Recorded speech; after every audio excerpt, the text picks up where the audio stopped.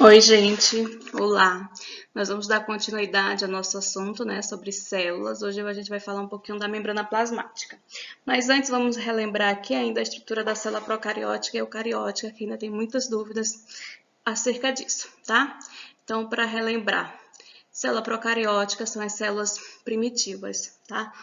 Considera-se na linha evolutiva que seriam as primeiras células a surgir, certo? Basicamente, ela vai ter membrana plasmática, citoplasma e o DNA, certo? Ou RNA, dependendo da espécie da bactéria, ok? Esse DNA é um DNA circular, não é um DNA como o DNA humano, que é um DNA linear, tá? Ele é um DNA onde as extremidades estão unidas, um DNA circular. E ele não está envolvido por nenhum tipo de membrana, ele está em contato direto com o citoplasma. E isso que caracteriza uma célula procariótica, tá? A ausência do núcleo organizado. Apesar do DNA estar concentrado no único ponto da célula, a gente vai chamar não de núcleo, a gente vai chamar de nucleóide, porque não é um núcleo verdadeiro, não é um núcleo que está envolvido pela membrana, ok? E aí, dependendo da espécie, a célula procariótica pode ter parede celular, que é uma parede celular diferente da parede celular da célula vegetal. Tem uma cápsula que vai conferir proteção, um longo flagelo, tá? Lembra aquele flagelo do espermatozoide? Aqui ele vai ter a mesma função de locomoção, tá? A bactéria vai se locomover a partir dos batimentos desse flagelo. O mesossomo, que é uma extensão aqui da membrana plasmática, e acredita-se que ele esteja relacionado à respiração celular destas células. Lembrando que procariótica só vai encontrar em bactérias e arqueobactérias, que é um outro grupo de ser vivo, ok? Já a célula eucariótica é bem mais complexa, a gente vai encontrar várias estruturas no interior delas, tá? E cada estrutura dessas vai ter uma função específica na célula. Mitocôndria, função de respiração celular. Lisossomos, função de digestão celular. A gente vai ver a função de cada um mais na frente, tá? O que eu quero que vocês saibam é que a célula procariótica não vai ter nada disso, certo? E qual é a função principal? Qual a característica principal da célula eucariótica? É a presença do núcleo, tá? Ela já vai ter a membrana nuclear, ela já vai ter a carioteca. E o DNA vai estar dentro deste núcleo. Ele vai estar separado do citoplasma, ok? Então, a gente vai falar da membrana plasmática, que é um dos componentes básicos da célula, tá? A membrana plasmática, ela tem uma função importantíssima na célula que a gente vai ver cada uma delas. Então, como é a estrutura da membrana plasmática? A membrana plasmática, pessoal, ela é uma fina camada, bem delgada, que vai envolver a célula, tá? Separando a parte interna da parte externa, logicamente. Então, ela vai ser composta de duas camadas de fosfolipídios, certo? Fosfolipídios, nós vimos lá na química da vida, tá dentro da classe dos lipídios, certo? Que são substâncias orgânicas, substâncias presentes nos seres vivos. Então, é como, imagine um sanduíche, tá? Tem uma divisão aqui, certo? Isso aqui é um fosfolipídio, tá? E aqui na camada de baixo, na camada interna, nós temos um outro fosfolipídio. Imagine que aqui seja a parte exterior e aqui a parte interior da célula. Então, eu vou ter duas camadas de fosfolipídios, tá? Chamada de bicamada fosfolipídica. E nesta camada eu vou encontrar outras estruturas orgânicas, como as proteínas. Isso aqui, ó, que está representado na cor de rosa. São as proteínas e também eu vou ter carboidratos, tá? Unidas a uma molécula de proteína que nós chamamos de glicoproteína, certo?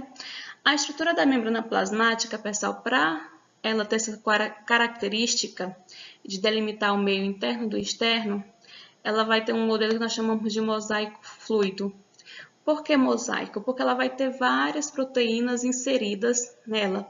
Pode ser inserida completamente, tá? Atravessando-a totalmente ou não, pode ser uma proteína que esteja mais na superfície externa. Então, esses vários tipos de proteínas vai formar um mosaico. Fluido por quê? Porque ela tem certa uma fluidez, tá? Ela é maleável, quase como se fosse um líquido, ela vai fluir, tá? Essas proteínas estão em constante movimentação, por isso mosaico fluido, ok? Então, quanto à composição química, ela vai ser composta de fosfolipídios e proteínas, ok? Mosaico fluido por quê? Porque as várias proteínas inseridas nesta membrana estão em constante movimentação, que dá uma certa fluidez para a membrana plasmática. Ok? Aqui, ó, mais uma representação. Eu não falei que eram duas camadas? Olha aqui, ó. Cada uma estruturazinha dessa, ó, parece um palito de fósforo. É um fosfolipídio, ok? Vocês podem observar que eles têm uma estrutura que nós chamamos de cabeça e tem aqui a cauda, certo? Vamos olhar aqui, ó. A cabeça e a cauda, tá? Isso aqui vai constituir a molécula do fosfolipídio. Observe que tá cauda com cauda, certo? Por quê? Porque a gente viu uma característica que os lipídios, eles podem ser anfipáticos. Ele tem uma parte hidrofílica e uma parte hidrofóbica. A parte hidrofílica é a que tem afinidade por água. A parte hidrofóbica é a que não tem afinidade por água. Então, ó, imagine que aqui seja o meio externo da célula e aqui o meio interno da célula. O que eu vou encontrar no meio externo e interno? Eu vou encontrar água. Então, por isso que o fosfolipídio tem essa conformação. A parte aqui ó, da cabeça que tem afinidade por água, que é hidrofílica, está voltado para o exterior, que tem água, certo? Da mesma forma que a segunda camada, a cabeça, que é hidrofílica, está voltada para a parte interior, que tem água. A cauda, que são hidrofóbicas, não tem afinidade por água, elas meio que se escondem. Por isso que elas estão em contato entre si aqui, ok? Por isso que a membrana plasmática tem essa conformação de cauda de um fosfolipídio com cauda de outro fosfolipídio, ok? Funções da membrana. A membrana, pessoal, ela tem várias funções. Além de delimitar a célula, ela vai revestir e também vai conferir uma certa proteção para a célula. Mas lembre que a célula, como uma organização viva, ela precisa trocar substâncias, tá? Substâncias que estão dentro da célula precisam entrar e substâncias que estão dentro da célula precisam sair. Então, ela meio que vai fazer um controle do que entra e do que sai da célula, tá? Então, mas nem todas as substâncias entram e saem da célula livremente. Então, por isso que ela tem essa função aqui, ó, de permeabilidade seletiva. Ela é permeável, ela pode sim ser atravessada por certas substâncias, mas não todas. Ela seleciona o que deve sair e o que deve entrar. É a permeabilidade seletiva que vai ser a nossa segunda parte do nosso vídeo, tá? A gente vai entender como é essa permeabilidade seletiva, como as substâncias entram e saem da célula, ok? Tchau, até mais!